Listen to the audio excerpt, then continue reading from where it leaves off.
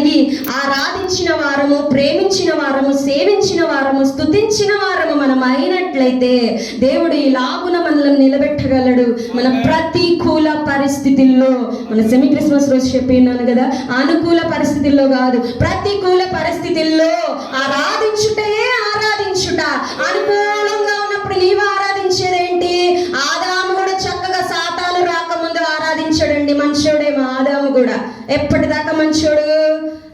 ఒక అడ్డు రాకనంత సేపే, ఒక ఆకర్షణ రానంత సేపే, ఒక లోకము రానంత సేపే, ఒక వ్యామోహము రానంత సేపే చాలా మంచివాడు. మనం కూడా చాలా పరిశుద్ధులము. ఏ పాపము మనల్ని ప్రేరేపించినంత వరకే.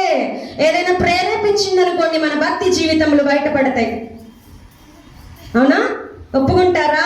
ఈరోజు మనం ఏ ప్రేరేపితకు లోనవుతూ పాపము మనల్లో ఉంచుకొని ఉన్నాము, సాతానికి బానిసగా మారిపోవచ్చు ఉన్నాము, ప్రేమించే దేవుని యొక్క సంబంధములు కాదని నువ్వు ఎక్కడ ఉన్నావు అనే స్థితికి చేరుకొని ఉన్నాము. మన హృదయములతో ప్రశ్న వేసుకుందాం.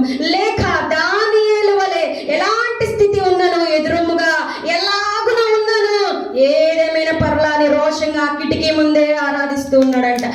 సింహాల బోనా వేసుకో, ఒక్క సింహం ఏంటి, 2 సింహాలు ఏంటి, ఎన్ని సింహాలైనా తెచ్చుకో రాజు. నేను ఇంకా ఏం చేస్తున్నాడు? సింహాల గొల్లే ప్రార్థిస్తాడు దానియేలు. అక్కడ ప్రార్థిస్తాడు సింహాల ముందు. గొప్ప విషయం అసలు అది. ఎంత రోషం గల భక్తి అండి. ఎంత ఆరాధన చేస్తే అది వస్తుంది. హృదయ పూర్తిగా ప్రేమిస్తుంటే ఆ ఆరాధన బయటకు వచ్చును. అలాంటి జీవితాలు మనం కలిగిన వారమైతే ప్రతికూల పరిస్థితుల్లో దేవుడు మనల్ని నిలబెట్టేవాడై ఉన్నాడండి. నీకు ఏది చేతగాని తనముగా ఉన్నదో అదే మన ద్వారా చేపించేవాడై ఉన్నాడు. మన అవిధేయతలను బట్టి, లేక మనకి చేయలేని చేతకాని స్థితులను బట్టి మనం అక్కడే వాటిని